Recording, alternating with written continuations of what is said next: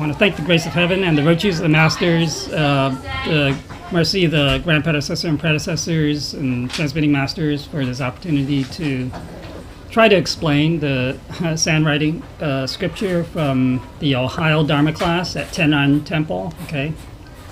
Well, last week Transmitter Jin already, kind of explained the whole sandwriting stuff. So, well, it's the same thing. Yeah. So this, all right. So so this time it's the same. It's the same Buddha. The Santian Zukao, which is the chief examiner of the three realms. He always starts off the Dharma class with the sandwriting. He might have different titles. I think in the, I don't know, in New York it was Santian Zukao or whatever, but it was, okay. Yenzang, okay, yeah. So they have slight variations on the title, but it's the same Buddha, okay.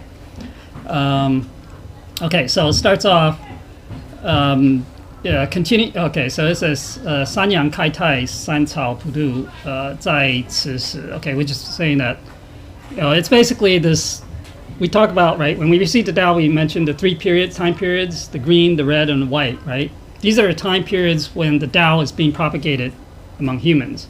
Okay, so before that, the Tao exists, but it's not like you can say there was no need to transmit the Tao, right?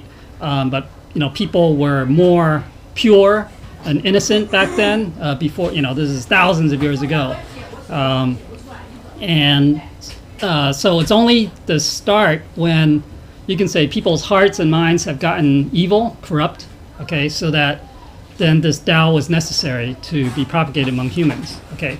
But of course it started in the green period, started with the kings and emperors. They had this what we call this mandate, the Tao, okay, and it was really not transmitted among other people. It's just the kings had it. So that was like an authority, a decree or mandate from heaven that they can rule the people. And then gradually, things got worse over time. Unfortunately, things get worse over time. People become more corrupt, and so the kings, they lost that mandate, and it went to like the religious leaders, the teachers, those type. So that was in the red period, right? And then finally, we're now in the white period. Okay, so the white period started basically roughly 100 years ago. Okay, and so if you've attended a Dharma class, then start of the 17th patriarch, right? So we're in that period now. So this is the period of universal salvation, not just the universal salvation, but universal salvation of the three worlds. Okay. I think we normally say three realms, but that's not quite right, because when we translate the title of this Buddha as the chief examiner's three realms, right? We say three realms, right? Not three worlds for the Santian Zukao, right? Three realms, because he's Santian. We say. Although we really should say three worlds, but I don't know. We kind of reverse things. So the three worlds. The Santian refers to the Li Tian, Qi Tian, and then Shang Tian, right? So the three, the absolute heaven, the celestial heaven, and the human world, because he's responsible for the classes, I guess, all the classes that happen in these realms, worlds,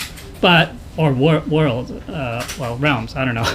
So we're kind of confused. I think we kind of confused the two things. So, but the three worlds that here we talk about, universal salvation, refers to the human world, the celestial world, and the underworld. Okay, so there's to try to clear up that confusion there.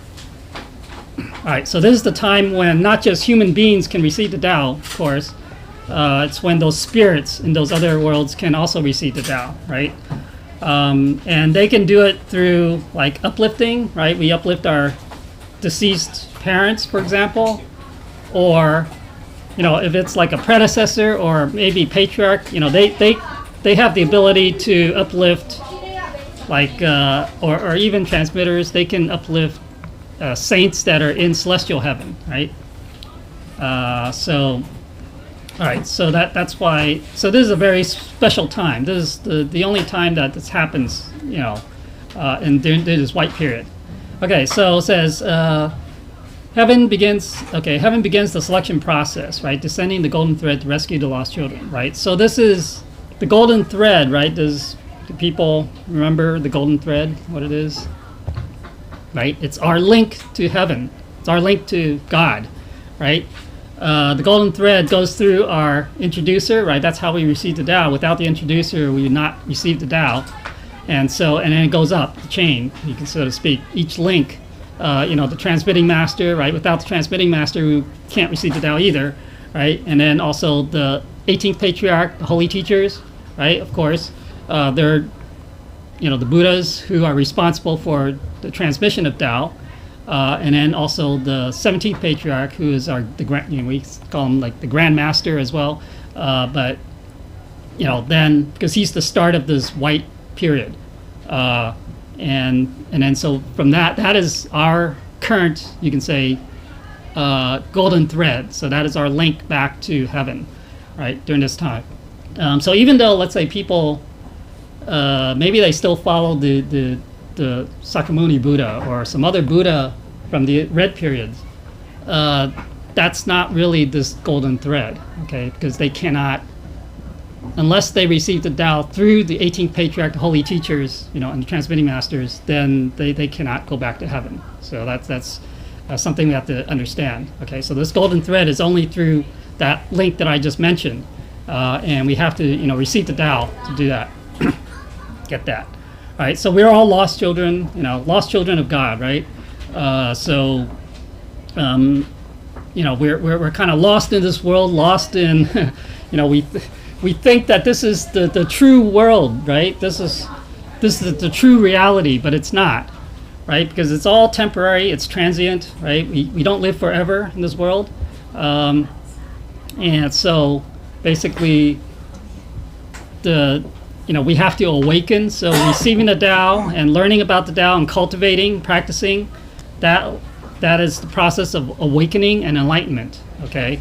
All right, and then so it goes on and says, make up one's mind, or, say, do not waver, have self-respect and sincerity without haste, okay? So, it is at a critical juncture. Okay, so, this is talking to the class members in the Dharma class. For most class members, it's like the first time, after receiving the Tao, that's like maybe the first time they come to the temple, the second time they come to the temple, right? So they haven't attended classes or whatever, for most people.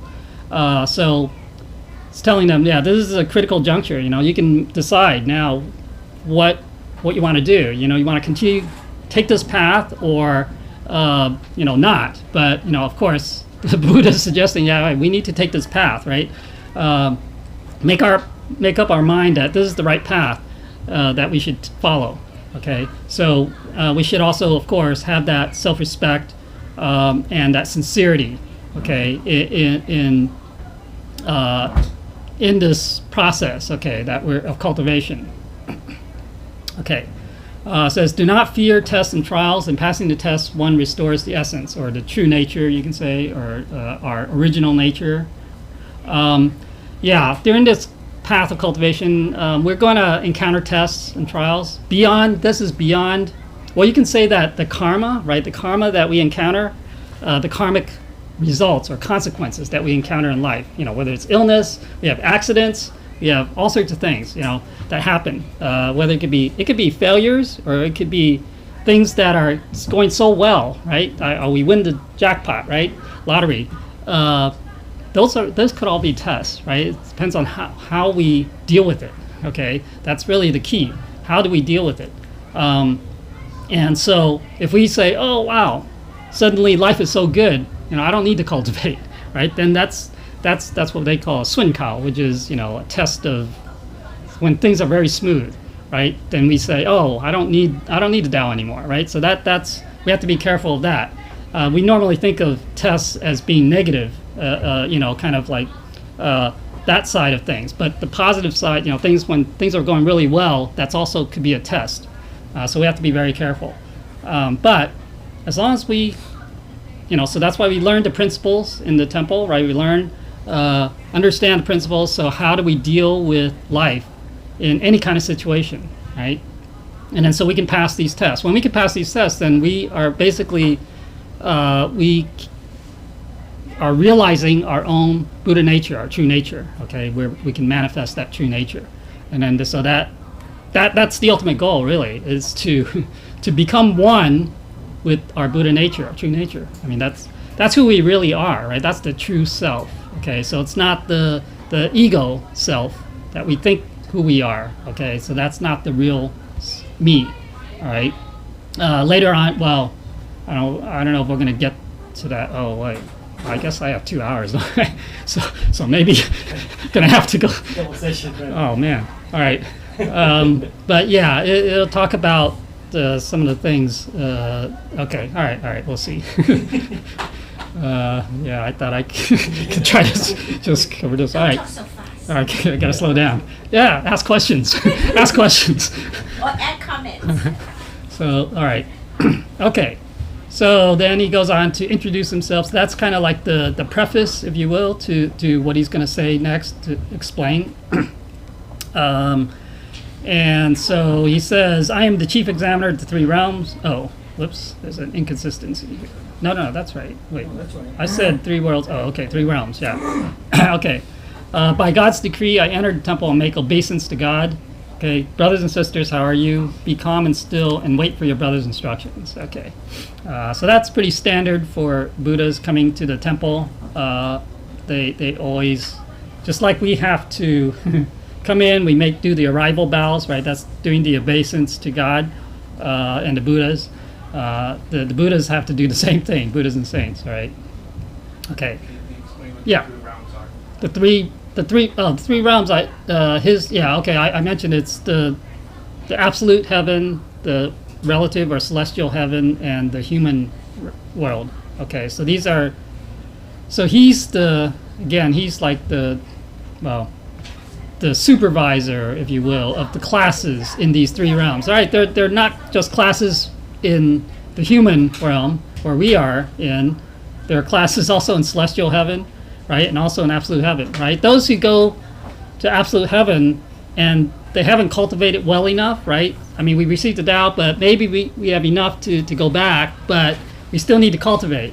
And so they have classes there too. So, so he's also responsible for those classes. Right. Okay. Okay, so here he starts. The world is full of great changes, right? What can be everlasting, right? That's true. This world is constantly changing. Everything in this universe, right? So we know that because everything is based on, right, the yin yang, the tai chi, right? So that describes this universe, this cosmos, that there's a beginning and end to everything. And also everything happens in a cycle, right? So things are constantly changing. And so it's just a question of how long the cycles are, right? So the universe cycle is very long, but then we can come all the way down to the life cycle of a human, which is shorter, and then even insects are even shorter, etc. So things are constantly changing. So nothing is everlasting. So we should not view this world or anything in this world. You say, oh, diamonds are forever, but not really. One day the diamonds, they'll disintegrate, as well. So, but there's there's also the concept of there's no true self. There's the three Dharma seals, right? One of them says that these things don't have a true essence. Okay, so only humans, life has that true essence. Okay, which we call the Buddha nature. Okay, so that's the only thing that's everlasting, right? Will there be any regrets at the end of one's life, right? So, if we pursue all the things that are, you can say, irrelevant, the things that are transient, right? We pursue wealth, we pursue fame, we pursue all sorts of things. Beauty, right? It's not lasting, okay? And so, in the end, we say, oh, yeah, I did a lot, but did we really do anything, accomplish anything that's eternal? Maybe not, right? So the only thing you can say of course, we have to perform our duties, right? We have, as human beings, we have our duties in life, whether it's work or school and family, or in the temple, all of these duties, right? We need to fulfill those, okay? That's kind of a basic thing. Or in family, like, our filial duties, those are the things that we need to do, right? So you can also say if we don't fulfill those, then we'd also have regrets. But it should not be regret that, I always wanted to go to visit this country and, I never did. That's kind of, doesn't matter. If we go back to heaven, everything is possible. So at that point, there's no need. You don't need, you can visit anywhere you want in the universe. Okay, so we shouldn't have, those types of regrets. Okay. So we must consider very carefully, it is a priority to awaken to the impermanence. Again, so emphasizing the fact that everything in life is impermanent and subject to change. And so, again, make our choices carefully. Choose, decide, make our decisions, with some thought. Put some thought into that, so that we don't choose the wrong path and make the wrong choices. I used to, I tried like day trading, right? So it's like pursuing, more, right? That's really what it's about. More, make more money, make more, but, it's up and down, so you can gain, you can also lose. And I've done both. So in the end, I've lost. So, whatever I gained, I lost it all. So that's, I've been to both extremes. So and then so in the end, I look at it, it's like, wow, that was a waste, right? It's a waste. I didn't do any, of course, if I was wiser, whatever I gained, I would have, made good use of that instead of gambling it away, essentially, right? So, that's one of those you can say it's like a vice or something that we need to our deficiency or habits, bad habits that we need to correct in ourselves too. Okay. So our holy teacher guides us to enter the temple, but it is up to us to study the truth, right? So the holy teacher, right, our Jigong Buddha, we can say, a lot of times we don't know how we end up in a temple, right? Sometimes we are just guided here by the invisible hand of the Buddha to receive the Tao, and we receive the Tao, and of course, holy teacher gives. And I'm not just holy teacher, but all Buddhas and saints, when we have a Dharma class, they channel and they give us instruction and guidance, right? So we have to be very grateful. But, we still need to put in the effort to understand that truth, what they're teaching us, and to study it, okay, in more detail, so that we can really understand, what is that Buddha nature that we're talking about, that true self, so that we don't get mired in this world of the forms and material things that are impermanent, okay? The Tao is evident in our conduct, and we act according to circumstances wherever we are, right? So we have to, as a person who's cultivating, okay, we have to manifest that Tao, okay? So, so we talk about all these, the virtues, all these things, right? That's the Tao, okay? So we have to show that in our conduct. Everywhere we are, anywhere we are, okay, anytime. Okay, so it says according to the circumstances where we are. So that's, the sui yuan. Sui yuan doesn't mean like we go with the flow, okay? It depends on what you mean by going with the flow. It's not going with the flow of what society necessarily says, what's the popular thing to do, right? It's not that. It's going with the flow of the affinity, with flowing with the principles, right? Flowing with the karma. So a lot of times, we encounter like karmic situations that are, you can say it's due to karma. It may be good or bad situations, but we don't want to necessarily fight it. Okay, we shouldn't fight that because that will just kind of exacerbate, maybe make the situation worse or perpetuate that karma. So we always trying to deal with it in a good way, in a way that can kind of dissolve or resolve that karma, right? That's always the key, right? If we want to break out of that rat race, that cycle of karma, then we need to know how to resolve the karma. Okay, so for example, if something bad happens, we always maybe we get upset and we start maybe blaming God, blaming people, blaming whatever. We shouldn't do that, right? we should try to be grateful. Try first understand that it is karma, that this thing will happen because of something I did in the past, and so that I'm just paying that back. And if we can do it, understanding that and kind of appreciate that, oh, I have this opportunity to pay back, then that karma can be resolved. Okay, and that's really what we want to do. I mean, if we don't do that, the cycle is endless. Okay. All right.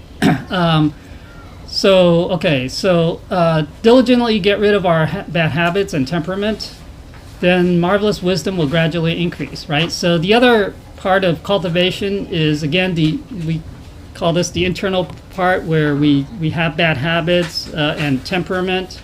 Okay, we get angry, or maybe we have basically the internal aspects, the emotions, things like that. So we need to kind of work on those. Of course, habits. A lot of times, habits we don't we don't realize we have habits, but other people can see it, right? Other people see that, and they might point it out to us, and so we need to, again, try to accept what they tell us, and reflect. Right?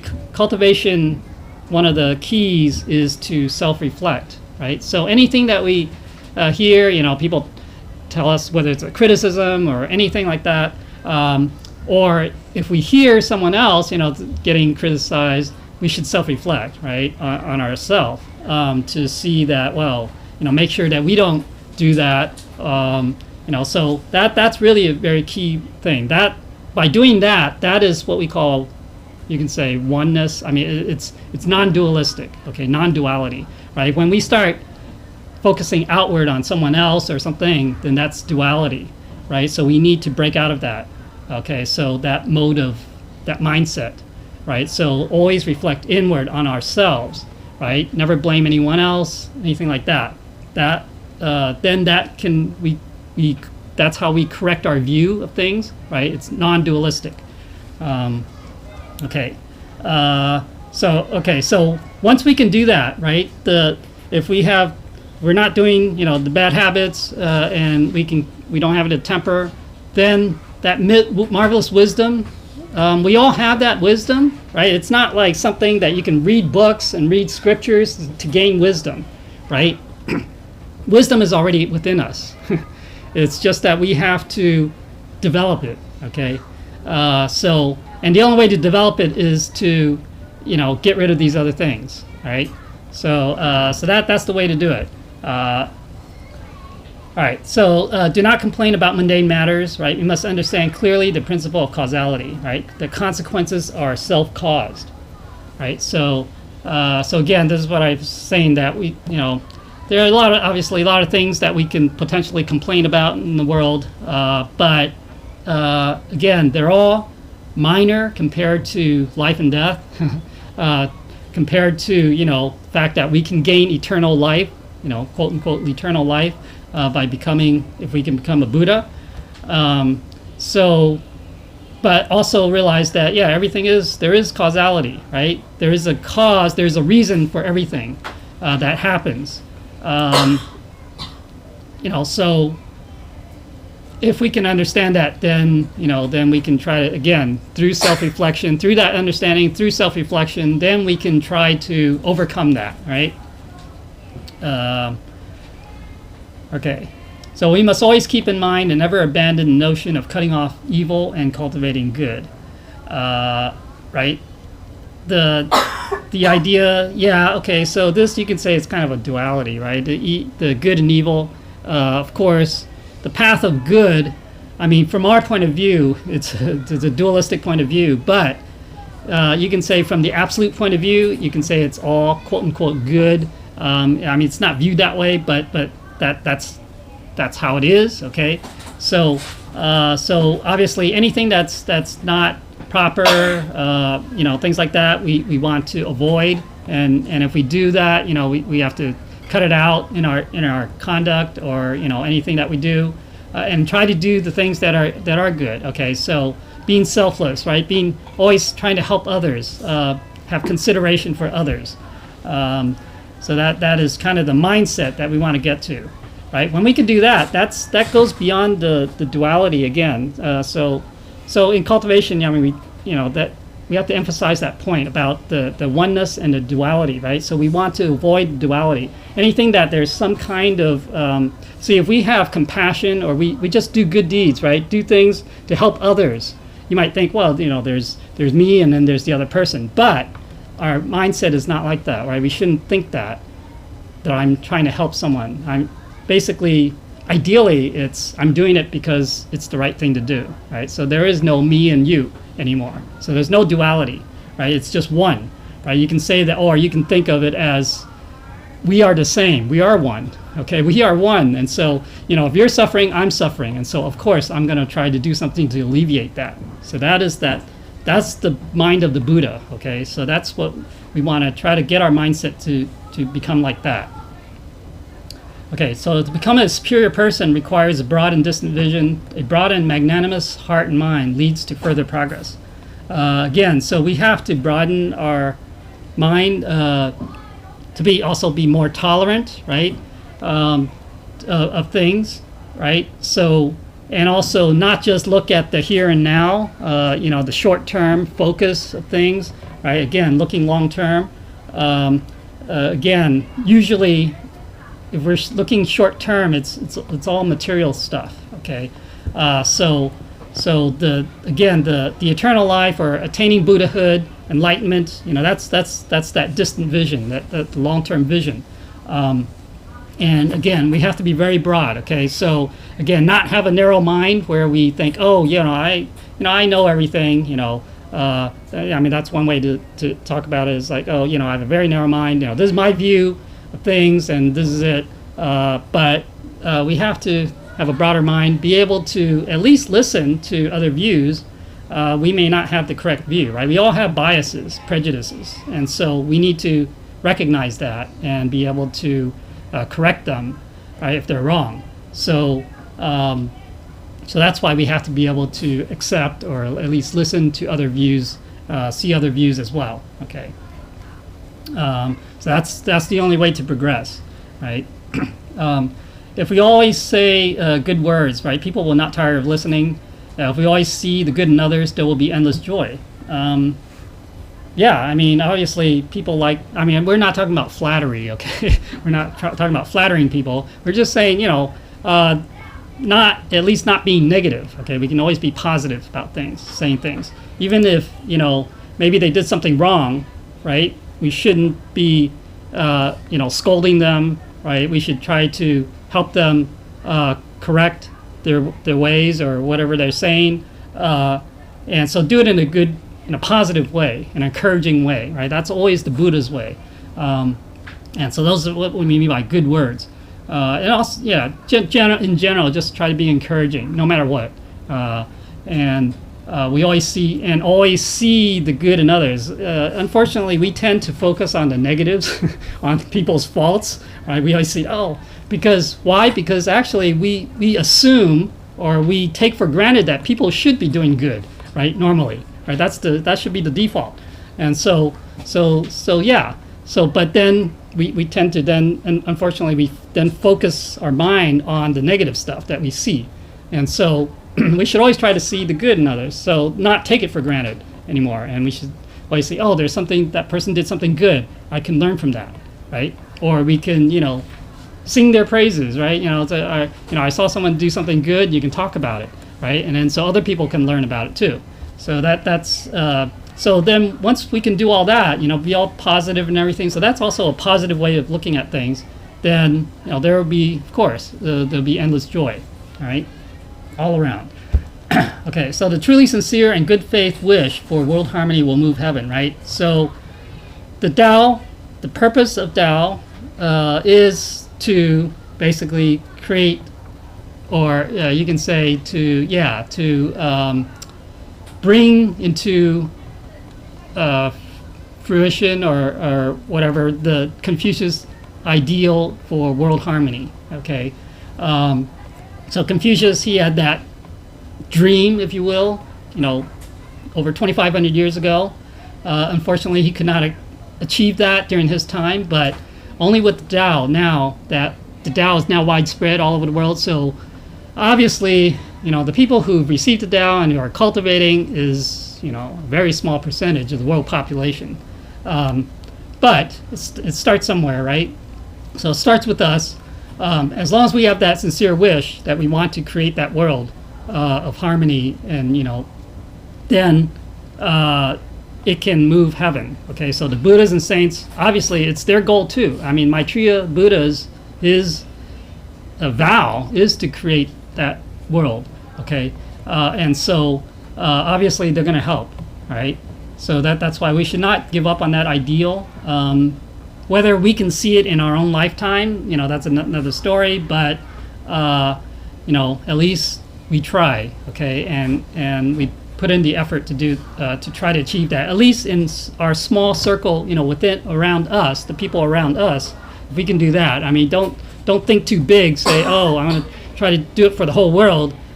Start with our family. Have harmony within the family, among our friends, etc. Okay. If people can restore their Buddha nature, then everybody will have a purple golden lotus platform to return to. Okay, so that's, basically once we've achieved in this world, so again, fulfilling our vows, right? We all made vows, and to basically, if we can fulfill our vows, in other words, we perform merits, things like that, we cultivate our virtues, then we can have, return to heaven with some title, you can say. That's what that lotus platform is. Okay, and so that's really basically the achievement that we've done in this world. Okay, so again, so we have to kind of again find our Buddha nature, realize what it is, and to manifest it. All right, so it says he says agreed. Okay, so hopefully we all wish or want to achieve that. Okay. All right, so only when all kinds of karmic affinity and conditions are satisfied can one step on this level path, right? We think that coming to receive the Tao, it was pretty easy. Well, so some people, when they were children, they were brought to receive the Tao, so it wasn't of their own choosing. So you can say that their karmic affinity and conditions are very good to allow them to be able to receive the Tao when they're very young. Okay, so it is a blessing for children to receive the Tao. It means that they have that karmic foundation from the past that allows them to do that. And so, things have to be, the timing and everything, and these other conditions have to be right for us to be able to get on this path. So it's not as simple as it seems. Okay, so there's more than what we can see. It says, we thank the grace of heaven for this universal salvation. Thank the Holy Teacher for taking care of us. Okay, so of course, we happen to be born at this time when we have universal salvation, so that we have this chance, right? If we were born 100 years ago, right, the Tao was not in this country at all, so no one here would receive the Tao, so they were born too early.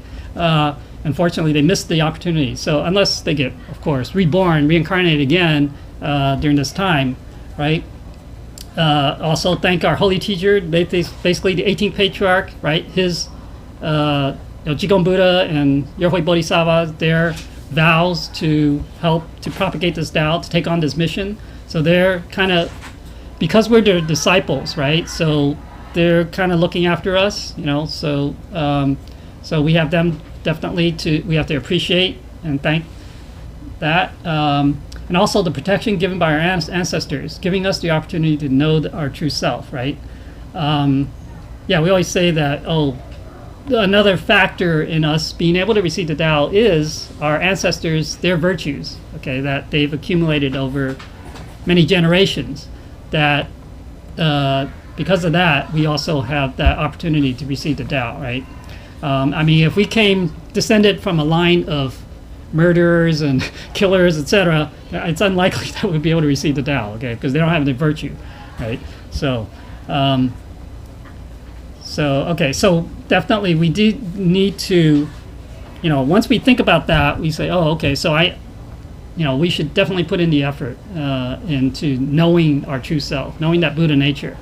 Don't.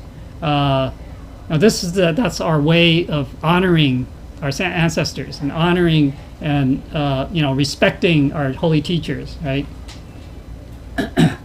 Okay, so coming here, we must stay focused on learning the true principles. Raise the level of awareness and energy. Do not muddle through the learning. Again, yeah, so the Dharma class, well, this is talking about the Dharma class, but you can apply it to any class, really. So we're here to learn true principles, not here to learn specifics, skills like math or things like that, history necessarily. I mean, just because once we learn the principles, right, we can apply those principles in any situation, right? The principle is kind of a general thing, and we have to know how to apply that in any situation that we're in, okay? So we want to basically stay awake, right?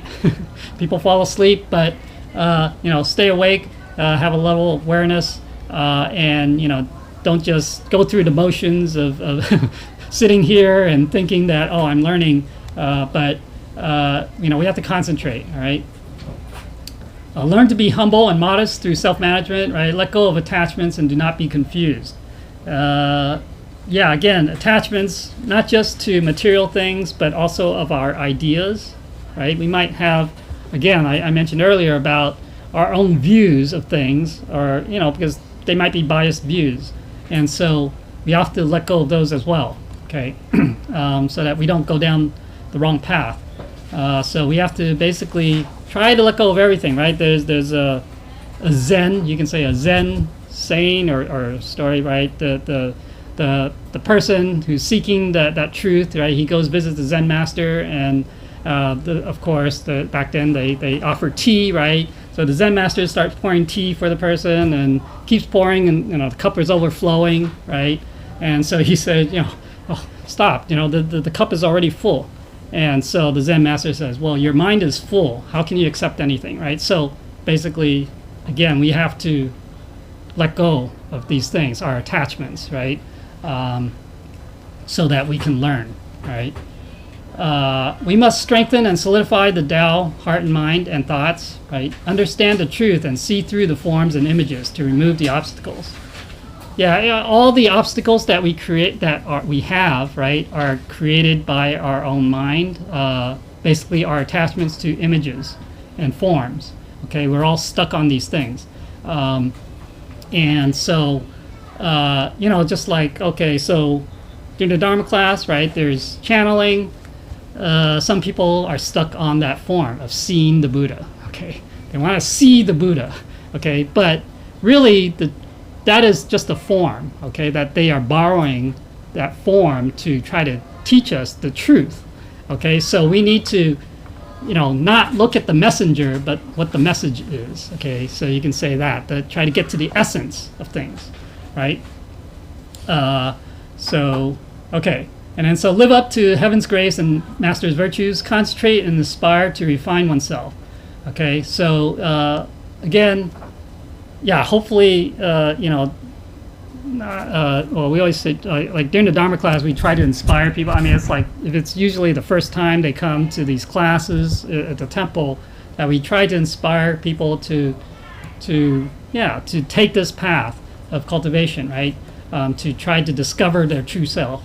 And, it's because of heaven's grace and our holy teachers, their virtues that, people are able to come to the Dharma class. You don't realize how difficult it is when there are all sorts of karmic forces trying to prevent us from coming to the temple, especially for Dharma class. And it's because of the virtues of our holy teachers that they can negotiate with those karmic, spirits that to let the person attend the Dharma class. Okay. So Tao is not in one particular place. It is in the moment when we have disciplined our body, mouth, and mind. Okay, so the Tao is not like, it's not in the temple. It's not just in the temple. It's not just in one place. It's in the moment. Okay, so when we have, basically it says disciplined our body, mind, and, well, you can say, yeah, body, mind, and mouth. Okay, so basically when we have let go of all attachments, right? Then we are in the moment. That's really the definition of being in the moment, is when they have no attachments at all to anything or any time. Okay, so you are basically free at that moment. We say free or liberated in that moment. That is like being a Buddha in that moment. Okay, so Buddhas are always in the moment, right? But we are not. I mean, we say maybe when we receive the Tao, when we're kneeling down in front of the altar and the transmitter, draws that line of fire or whatever, at that moment, maybe we have no attachment potentially, but that's just maybe for a few seconds only, right? But we want to be in the moment all the time, all right? So that means there are no attachments at all. So that's hard to do. So we have to discipline ourselves, and we have to, that's what cultivation is all about, all right? With self-motivation, we can improve daily, right? True cultivators are blessed and happy. We do need to motivate ourselves because the Tao is not forced, right? We cannot force anyone to cultivate. Okay, so we have to motivate ourselves. So through our learning, through the encouragement from others, that hopefully that we can motivate ourselves to say, that maybe it takes us step by step, right? Once we understand, this is good. Like, for example, becoming vegetarian. Why should we become vegetarian, right? Then we can motivate ourselves. Yes, I'm gonna work on that. Maybe it's not all of a sudden, but gradually. Okay. Then we can, that's how we make progress, right? Buddha says that it's not how fast we can make progress, but the fact that we do make progress at all. That we shouldn't stand still. Once we're standing still, then we're falling behind, right? Because the current of time keeps moving, so we're going to fall behind. So we have to keep moving forward, all right? The proper view is that as a cultivator, we are truly blessed, and we should be happy cultivating, because we realize the truth, we realize what we're trying to achieve, and that we can achieve, right, after the end of this physical life. And we are truly blessed that we can perform merits, we can develop our virtues, we can pay off our karmic debts so that we don't have to reincarnate again, right? So that is really why cultivators are truly blessed, all right? I hold the merit and demerit book in hand, keep firmly in mind the temple rules and regulations. So again, the chief examiner of 3 realms, he is recording our conduct in the class. I think, because as all Buddhas, right, they can read our mind. They know what's in our mind too. And so it's not just recording our external conduct, but what's in our mind. So we're daydreaming, or we're thinking and other things.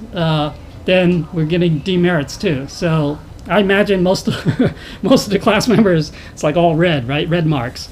We have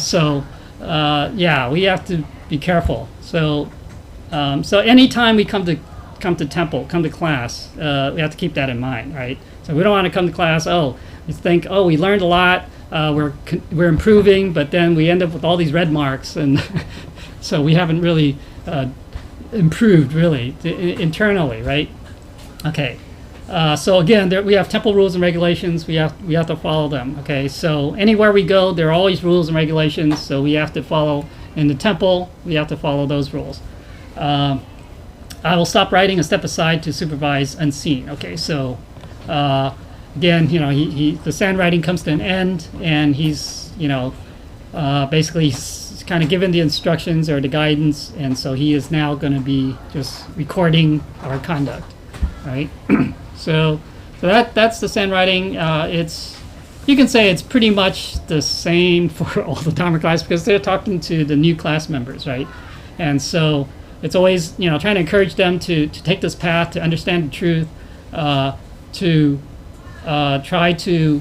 it's always encouragement, right? To try to improve ourselves, because they've achieved, the Buddhists have achieved, and so they're not going to tell us to do something that's going to cause us to fail, right? That doesn't make sense.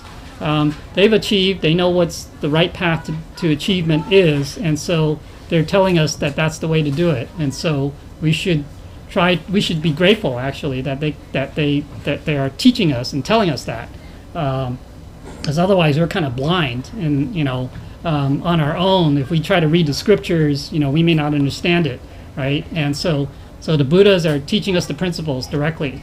So definitely be grateful. Okay, so any questions? What? You still have 5 minutes. class. I know. Well, that's yeah. Okay. Talk too fast. Well, no, I can continue with the other stuff, but there's some questions on the other part. 5 minutes, yeah. So anything else anyone say? Any comments? So, I can yeah. share something. So it's not just a daily task. It's not a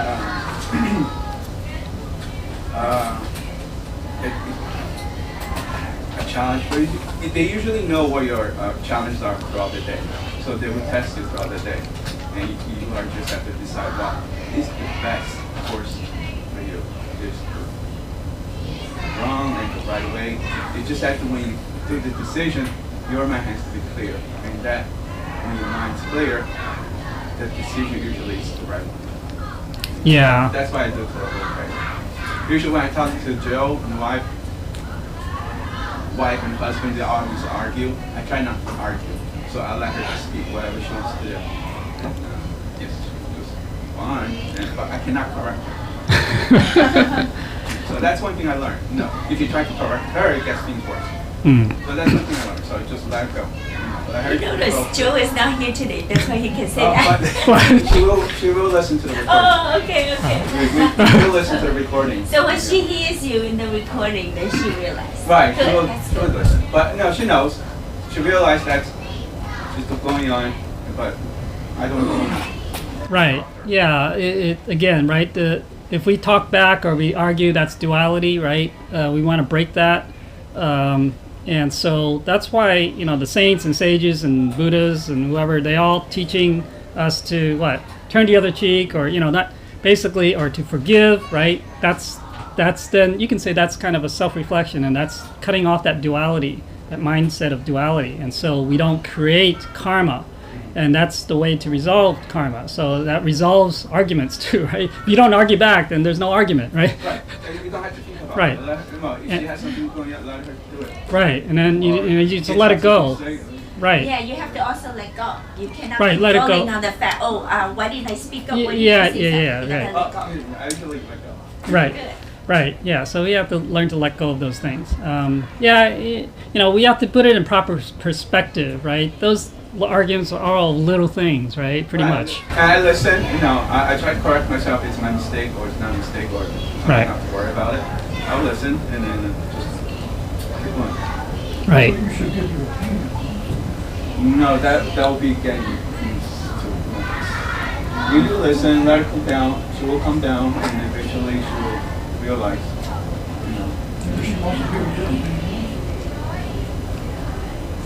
Usually she wins. If I pick the white color, she won't say the white color is better. She pick whatever she wants. I don't have a choice. It's it's object, things, colors. It makes no difference to me. Yeah. Yeah. Well, yeah. I mean, she'll have to realize on her own that she's being too picky or whatever that she wants. Yeah. Well, it's not big, Or just that. Yeah. I mean, yeah. There's a lot of things. These are just personal preferences, right? So you don't need to argue over. I mean, the preference comes from the ego. Okay, so that's the thing that we're trying to get rid of too, right? So not have these strongly held views, right? Attachments or preferences, things like that. So again, we try to let go of those things, or just say, oh, okay, it's all right. You can do it your way. I mean, it's right. It's no big deal. It's no big deal. Right? Our senior transmitter master Choi says, oh, it's no big deal. There's no. That's all he says. Mesa, yeah. So okay. All right. So yeah. All right. So we're going to continue. So that was the sand writing on the first day. The second day, we had the holy teacher came channel and gave us some scripture instructions. So this is actually what kind of okay. So the Dharma class is what the holy teacher has been giving these scriptures in, well, this is, you can say this is like the fourth in the series. Okay, there's a series of, so this, the Ohio is the fourth. Okay, so that's, so we're kind of skipping the third one, which was in New York. But yeah, the third one. Okay, so I don't remember what the first and second were. Yeah, we Okay. don't even have. No, we have We well, do? we do, but I No, we I don't forgot just I forgot what the first one is, Oh. first and second. But these are kind of basic principles that are talked about. Okay, so in the Ohio scripture, it talks about basically what Tao is. Okay, so it's talking about the four. Okay, so Lecture Kai calls this the four equanimities, but I don't. That's not really the right word to use. But it's basically, so I call it the four common states, which is not a good way to talk about it either. But it's more close, I guess, to what this is talking about.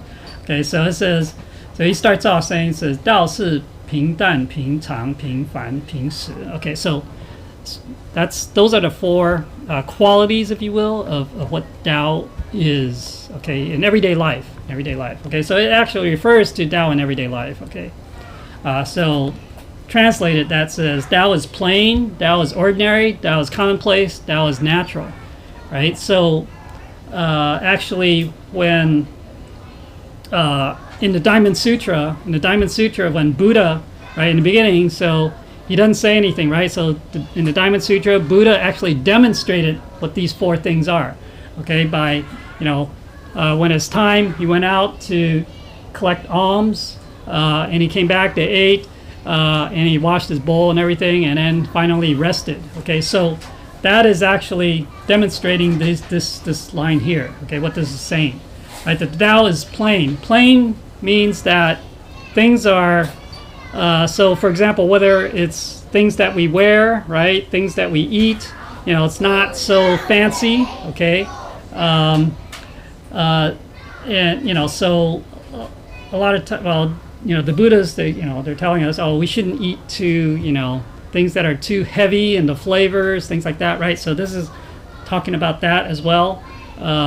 And so obviously our style, of clothing or anything else should not be too extravagant, too fancy, right? So it should be kind of more plain. So of course you see that in the temple we all wear like the common, we all wear the same thing, right? So it's a white shirt, blue pants, whatever, a necktie. So this is very plain. So it, that also implies equality, if you will. But okay. So that's that first one. Now the second one, 平常, which means you can say it's common, ordinary, things that happen, all the time. Okay, so or you might say routine, right? The things that, so it's like every day, right? There are these cycles that happen every day, right? Or week or year, right? So these are things that happen constantly. We get up in the morning, we wash our face, brush our teeth, we eat. We go to work, etc. These are very ordinary things that we do. Okay, and this generally is referring to kind of like the time aspect of things. The next one, 平凡, is more the occurrence of things that things are more commonplace. That we're not seeking out certain special things. That so. Yeah, you can say kind of everyday stuff. And then the last one, 平时, you can say it's very natural, or, at the end, so when Buddha, returned from collecting the alms and eating, right? Well, so yeah, so you can say 平凡 is also maybe referring to also some of the things that we do every day, that we eat, we wash, we sleep, right? All these things. And then, but that last one, natural. So we return kind of to it's a natural state of things, state of being. Okay, so that when it's time to sleep, we sleep. When it's time to eat, we eat. Things like that. Of course, in today's society, we tend to go against all these things, right?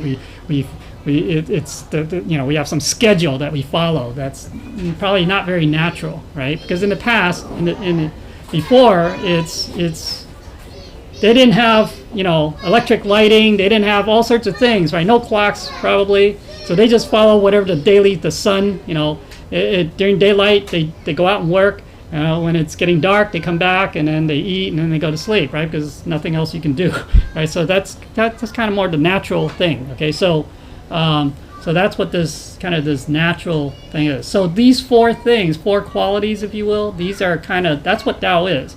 So some people, they think, oh, I need to learn some special kung fu. I need to learn some special ability to, like I can read people's minds, or I can see the future.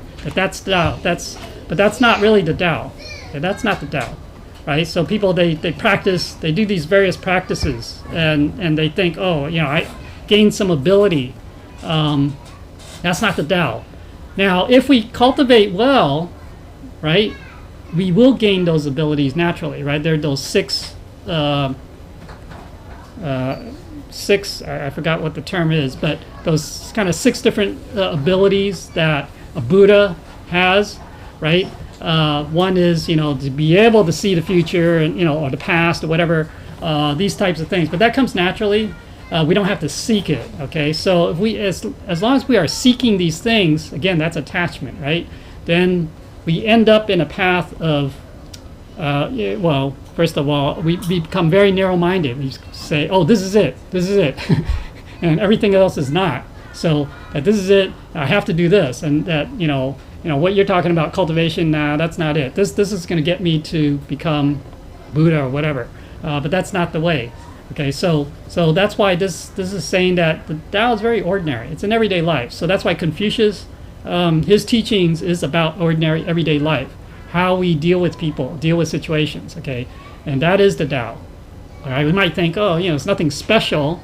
In a sense, that's true. It is nothing special, but through that plain and ordinary and commonplace and natural thing, that we do gain something special, which is we can become Buddha. Okay. So that's something that we have to, it's kind of our view of things, that we have to correct our view. Unfortunately, also, there are people who have abilities, right? They have certain abilities. Like in Ohio, there is this, he practiced some kind of Qigong, I guess, which, and he can see things and stuff, but he believes that he's on the equal to a Buddha. And so he's not willing to receive the Tao. And so, so that it's arrogance. It becomes arrogant, say, oh, I have these abilities, why do I need anything else? So that's very dangerous. That's why we don't want to pursue these things. Then we'll never, that's only good for this life, while he's in this life. And, after this life, he's going to be reincarnated again, and he's not going to have those abilities. So that's not the permanent thing. Right, so that's we have to be careful. So Buddha's always warned us not to go seek these things. Right, there are many masters out there that can teach us all sorts of things. These abilities to I can heal. Or I can turn rock into gold. Yeah, I haven't heard that one yet, but there probably will be in the future someone who can do that, and I bet you a lot of people are going to go after that. But that's a false teaching. That's a path down to, those are, probably asuras or whatever. They're trying to tempt people, right? These are tests, right? These are tests. So once we understand that this is not what the Tao is about, this is not what becoming a Buddha is about, then we should avoid those things, okay? Because the scriptures, they all say we are in the end times, the Mofa Sichi, right? So the end times of the Dharma, which means that basically there will be all sorts of these other teachings coming out to, they're going to claim all sorts of stuff. There are a lot of these masters that claim that they are some Buddha incarnate, right? But anyone who makes such claims usually, well, first of all, they have an ego. So once they have an ego, then they're not a Buddha. Right, so Buddha would not make such claims. Okay, so that's why we have to be careful. So yeah, you can go online, you can see all sorts of things, but just be careful. So that's why it's important that we understand what Tao is and what Tao is not. Okay. Okay. So man must be unbiased, neutral, centered, and considerate. So yeah, unbiased again. So that right, we have our biases. So we have to get rid of those biases. When we can get rid of those biases, not take side. Being neutral is like kind of not being influenced, take sides. Being centered on basically our conscience, centered on following the plain Tao, if you will, the natural, and then also being, I say 中庸, I say considerate. It basically is the doctrine of the mean, which is basically the golden mean, the golden, or you can say following the golden rule. Okay, so the reciprocity, always be considerate for others. Okay, so it says what Tao is, and it says what how people should conduct themselves, or how they should be, and then so the heart and mind. If the heart and mind is uncontentious, undemanding, unselfish, and selfless, okay. Let me say continue this. Then one will be dignified, self-respecting, free, and at ease. Okay, so. Basically, our heart and mind then also uncontentious. So just like Edison was saying earlier about not arguing, that's being uncontentious, right? If we start contending, or sort of vying for stuff, kind of a competitive kind of manner. So we want to avoid that. Undemanding, right? We should always demand of ourselves, at least before we demand of others, right? So. But we should usually not demand of others, right? We always demand of ourselves. We can always demand of ourselves, but we can ask politely of others, but never make demands on other people. Everything should be according to each individual, their willingness to do something, okay? Unselfish, of course, so we do things for others, for the good of others, not for myself, and then ultimately getting rid of that self, that ego, okay? So that again, so all of these are qualities, if you will, of the Tao. So this is the Tao as a human being, that how we can, basically manifest that Tao. And so if we can do all these, have these qualities, then then of course we will become dignified, self-respecting, free, and at ease. So. Free, being free of attachments. When we can be free of all sorts of things, then see, one of the things is that we would not be influenced by stuff, right? So we won't be tempted, things like that. So if some situation occurs that of course there are a lot of times where maybe something that happens and we might feel either sad, or we might feel pity, things like that. That at the beginning maybe that's good, right? We have sympathy towards a situation or people, but ultimately we should be free of those emotions, right? Compassion is beyond those emotions, right? Compassion is not saying, I feel sympathy, and so I'm going to do something. That's conditional, right? So being free, that means that it's unconditional, right? We are no longer being doing things because of the condition, right? We're doing things because it's the right thing to do, right? It comes from our true nature, our true heart, right? So that's what that means, right?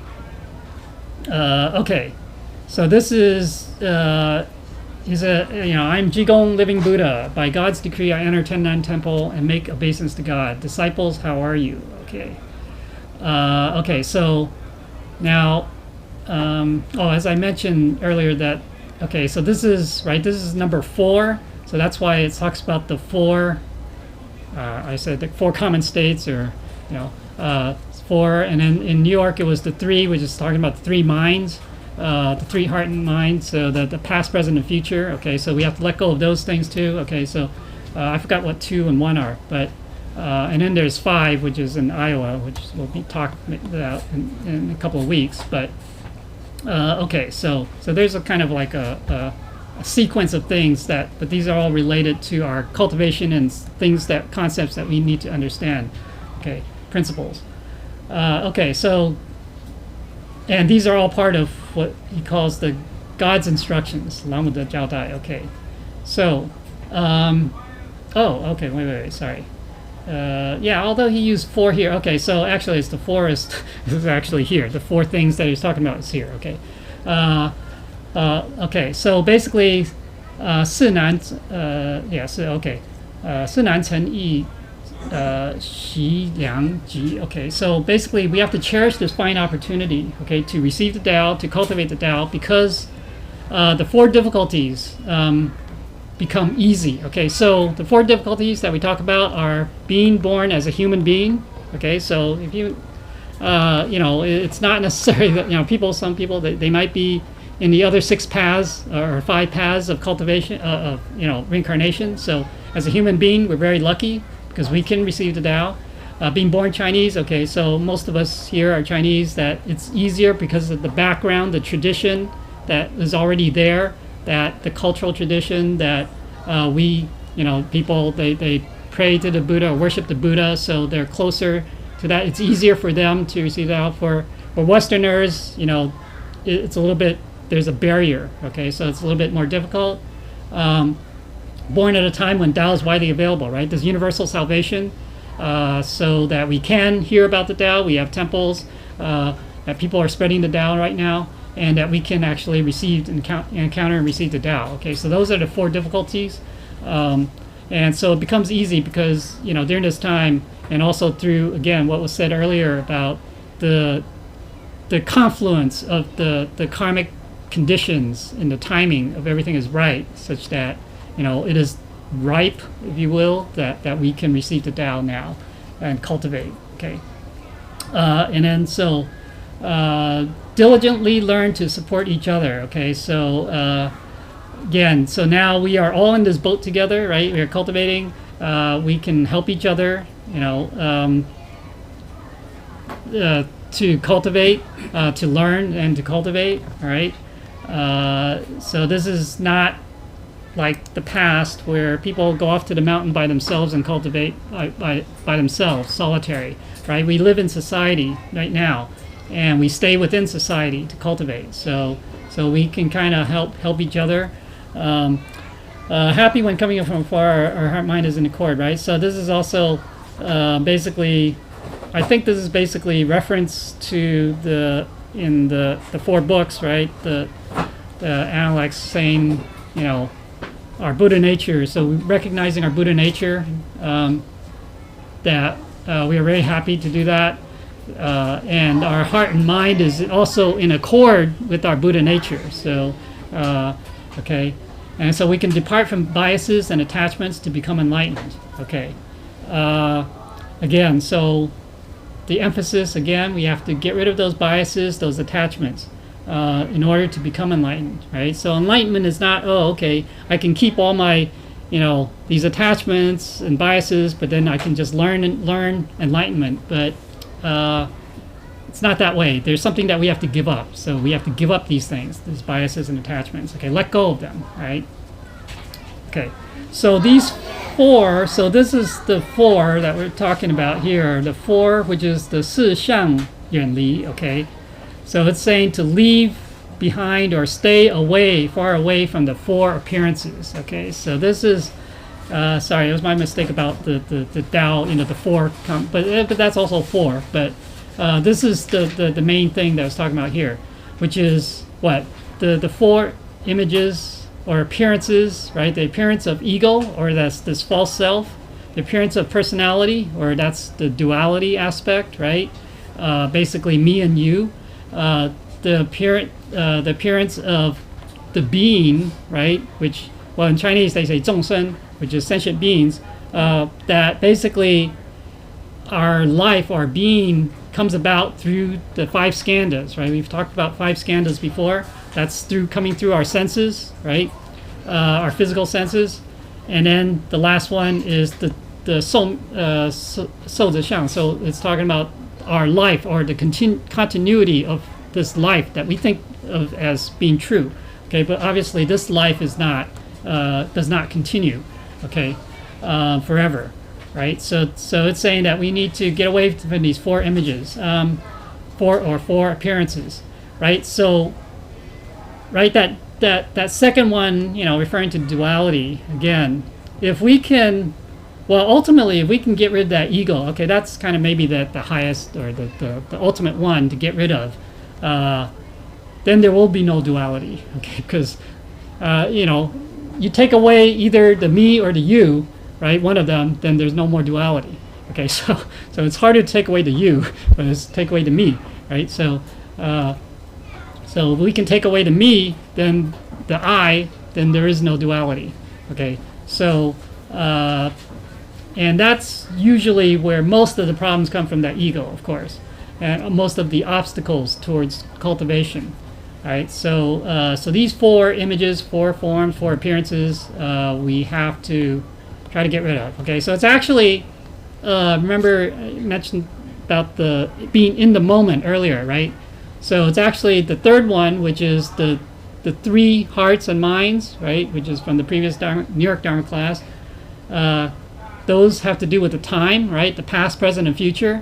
We have to get rid of those attachments, and then get rid of these four. Then that's being in the moment. Okay, so that's what that means. All right, so understand that if we can get rid of all those, then we are in the moment. Then we can be like a Buddha at that moment. All right. Okay. Okay, so God's good children, listen carefully to these instructions. It says, constantly be awake and aware in managing one's life. Of course, we have to always be, we're talking about awareness or, mindfulness. So we always have to be like that. Otherwise, we're going to be confused, okay? We're going to lose ourselves through our emotions, through the circumstances, okay? So we get caught up in these things. And so we always have to be constantly aware and not get caught up in these things, okay? And one's true master should be in charge when conducting oneself according to the norms of society. Okay, so here it's talking about, we do as, it's just like the saying says, when you go to Rome, you do as the Romans do, right? So wherever we are, we do as what according to the norms, what should be proper during those anywhere, okay, any time. So like in the temple, of course, there are the rules and regulations, right? There are rules and regulations everywhere, but it does not mean that we blindly follow certain things, practices outside. If it's common, it's a common thing to do, right? The thing to do is to get drunk on Friday, whatever. We don't do that, right? So again, that's according, we have to have our true nature be in charge, our conscience be in charge, right? So just because a lot of people they do stupid things, that we shouldn't follow them, right, blindly, right? So that's why we have to have the wisdom. We have to use our true nature, use our conscience. Okay. Get rid of bad habits and vices to the utmost of our ability. Right. Choose goodness without the need for recognition and fame. Again, of course, that we talked about this to get the habits. Of course, our temperament. We need to do our best to kind of get rid of those. So we need to accept other people's maybe criticism, or if they kind of make us aware of those, that we need to work on that. And we do good things, again, without seeking anything in return, okay? So we're not doing it, I'm not, some people maybe they do it, go through the motions, just to let others, people see that they're doing something good. We shouldn't do that, right? We should do it because it's the right thing to do, or what we should do automatically. So we don't want to seek anything, because once we seek something in return, then that's a karmic, you can say it becomes a karmic blessing or karmic fortune in the future, okay? Or, well, not even the future, like presently. I mean, we have people recognizing us, say, oh, wow, look, he donated so much money. His name is up there. So he's getting all that recognition, and that's the karmic return that he's getting. And so there's no need for heaven to give him anything to get the real, return from that. So that's not what we want to seek. The heart and mind must be calm and stable, be indifferent, unmoved, whether being favored or humiliated. Yeah, so no matter what the situation is, whether people are praising us or they're putting us down, or that should not cause us to, well, get angry or get too happy, and basically we should not deviate from that center. Okay, so deviate. Don't let that also cause us to leave this path, or realize that we have a duty, we have our mission, if you will, we have our vows to fulfill. We should not let these things, these circumstances, cause us to deviate from that. Okay, so sometimes we come to the temple and someone says something bad, or did something, and maybe cause us to be upset. Then we say, oh, I'm not coming back to the temple. So that we shouldn't do that. That's letting the situation affect us. Okay, so we should not be moved by that, right? No matter what the circumstances, the mind's eye is sparkling clear. So again, mindful, be aware, our Buddha nature. Again, so if we can get rid of those biases, those and clear, always self-reflect, then that Buddha nature will always be there to guide us. Okay, and so again, we should not view everything through our consciousness, through our mind. It's like viewing things through a distorted lens. Okay, so and we think that that's the true reality, but then we have to take away that distorted lens so we see things clearly. Okay. And to do that, again, we have to get rid of those other things, those biases, those attachments. When we can do that, then we can see things very clearly. Do sincerely believe, or always bear in mind, that today one is greatly blessed. Okay, we might not think that all the time, but we are very blessed to have received the Tao, to be cultivating. So again, if we look at the past, right? So Yen Hui, one of the youngest disciple of Confucius, he was very poor, right? I mean, he had nothing, but he was very happy that he can cultivate. So we should not. I mean, yes, those, you can say those kind of material things, mundane things, are important, of course, in living, but we have to kind of try to not let that get us down, right? And so look at the bigger picture, look at the more positive things, side of things, that then we can overcome that. Recognize or know one's original nature to escape the clutches of sense perceptions and passions, right? So again, through our senses, we as humans, we see the world or view the world through our senses. Unfortunately, that's part of the 5 skandhas, and we think that that's real, that it's true. But of course, our senses can be fooled, right? Things that we see may not be what they seem, or what we hear may not be what we think we heard. Okay, because we might hear things or that someone said, but it wasn't their intention, that we heard it or took it the wrong way, right? So a lot of these things is because of our attachments and our biases. Okay, and so we have to try to get back, let go of those things, and get back to our original nature, true nature. Constantly self-reflect and introspect to purify and brighten the body, the nature and the body. Right. So, so I mentioned that earlier. The self-reflection, introspection. That's, I think, a very key aspect of cultivation. Right. Always look inward. If we can look inward, we use our mind's eye, the Buddha's mind, the Bodhi mind, to look, the Buddha eye, if you will, to look within, right? To see if there's anything within us that's not pure, that's not correct. We need to correct ourselves. Okay. So the true self, right, has no ills and transcends thoughts and forms. Yeah, that Buddha nature it's beyond words. It's beyond, we can't describe it. It's so marvelous, right? It's that essence that is everywhere, yet we cannot see it, it has, I don't know, I mean, it's just beyond words. Okay, so I mean, the true self will not, the Buddha nature does not, have these, it says ills, but basically these problems, right? These attachments, these habits or temperament. Okay, that's only in this physical world that we have that. Okay, the true nature, the Buddha nature, does not have any of that. So these are things that we acquired in this as living beings in this world. Okay, and it goes beyond thoughts and forms. So the true nature, of course, has no form, and yet it creates everything. Okay, so actually the world we see, everything we see and understand of this world is created by that true nature, that Buddha nature. It's hard to imagine that, but it is. Okay, that's the way it is. Okay, and so equanimous, which is talking about equanimity. Okay, equanimous heart and mind, responding in kind. We are rewarded with merits and virtues. So basically, that's like a mind of equality, right?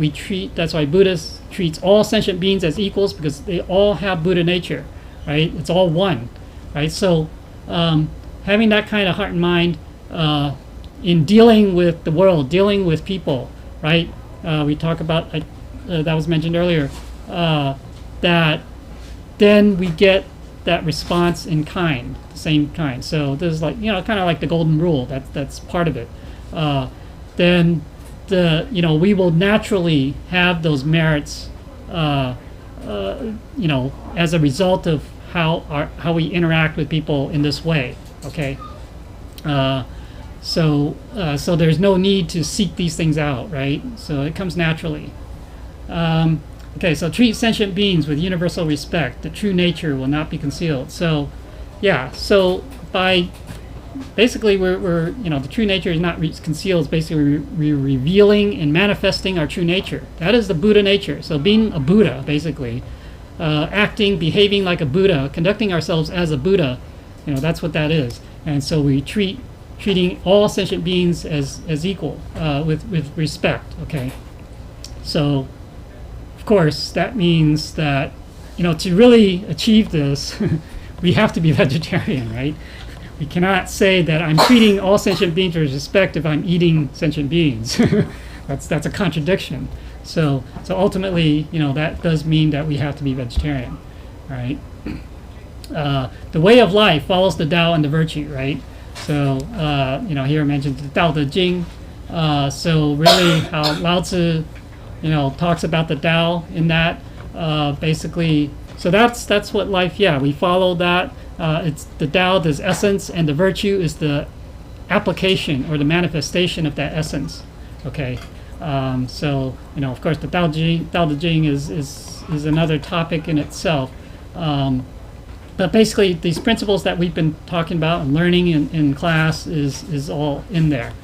Okay, so understand the mandate and establish one's life starting from the four common states, which is what we talked about in the beginning, right?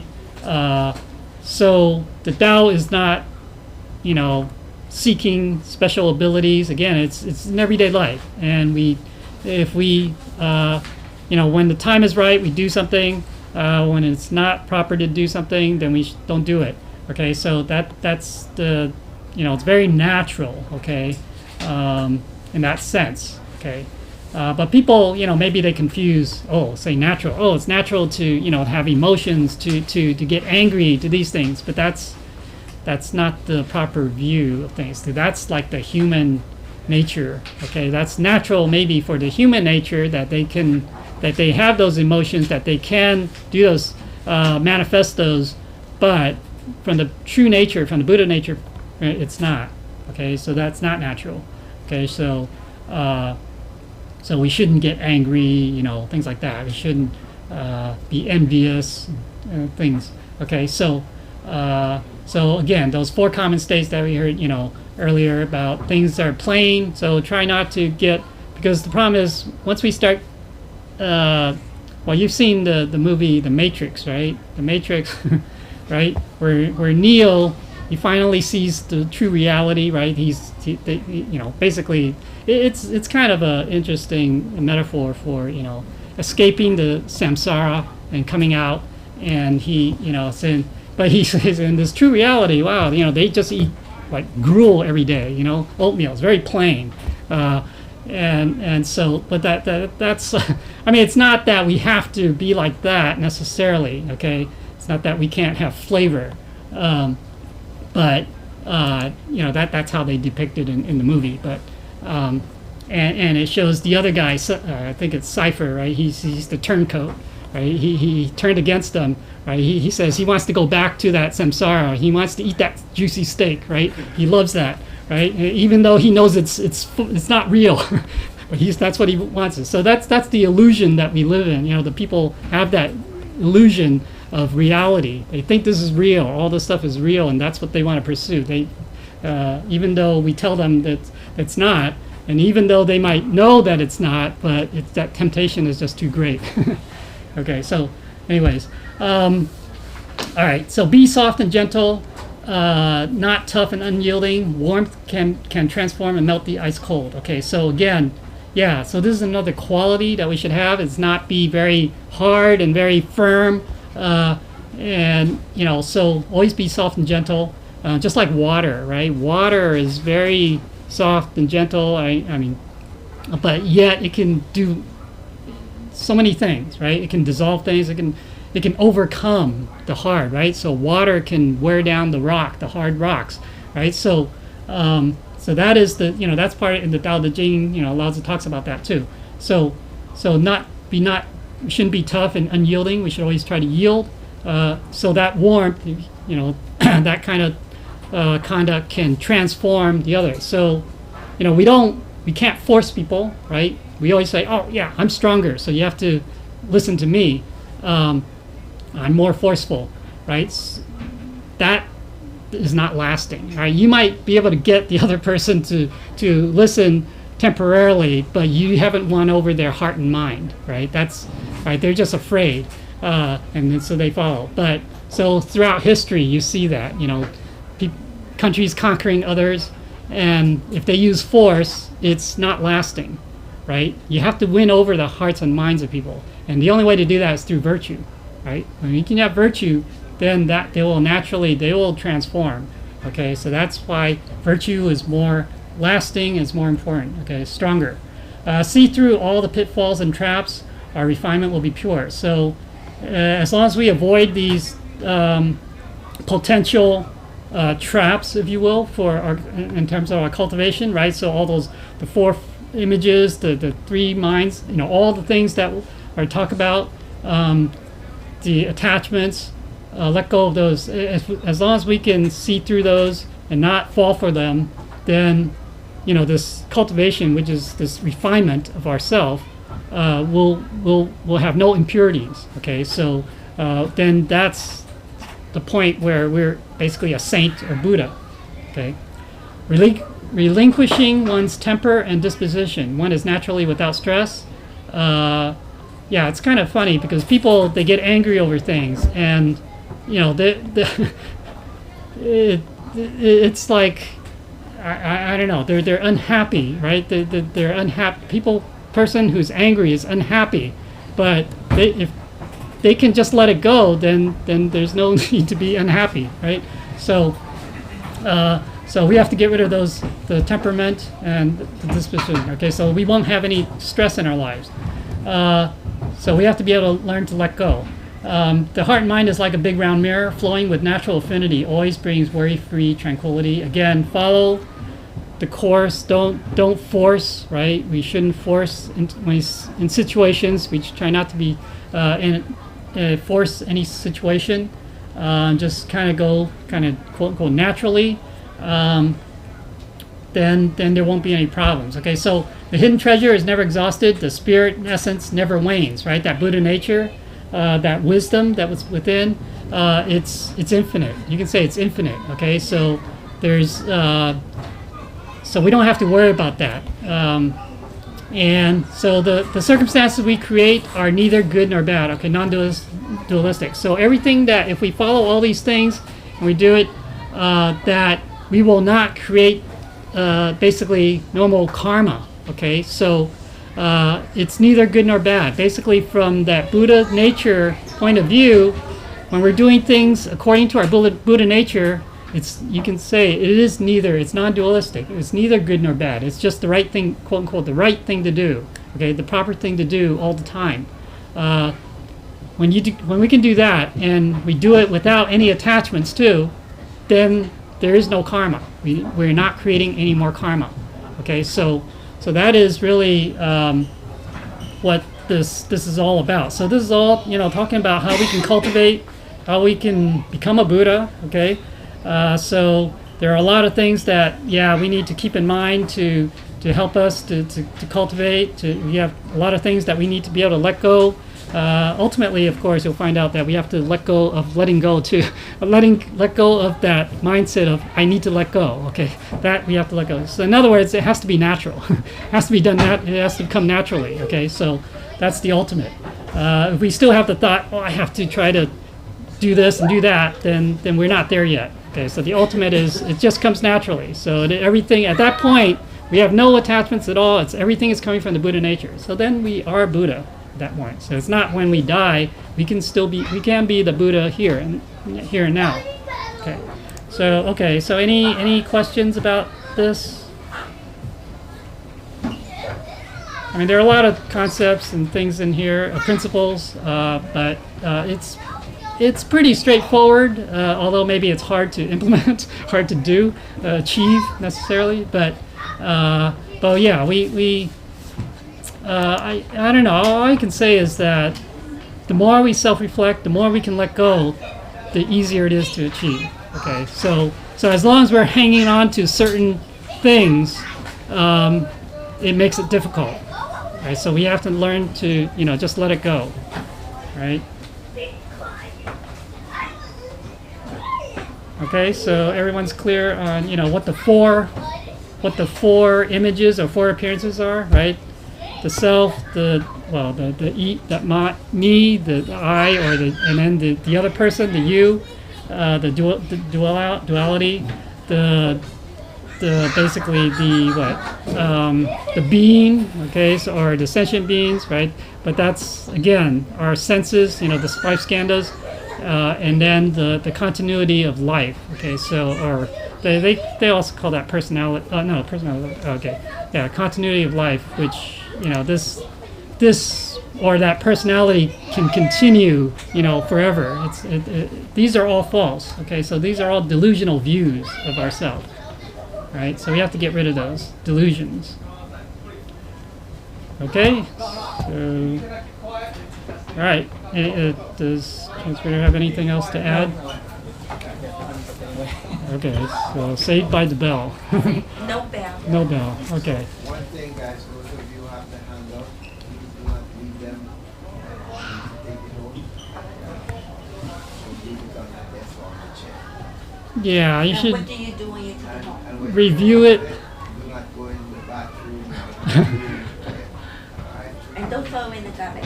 Yeah, definitely.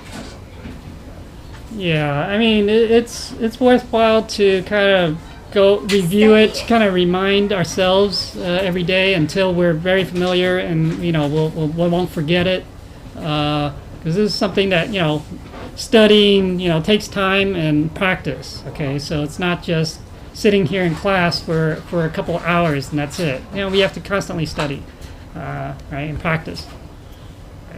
Okay, so if I had said anything wrong, I ask the Buddhists for forgiveness, and also Transmitter and lectures for any corrections. All right, thank you.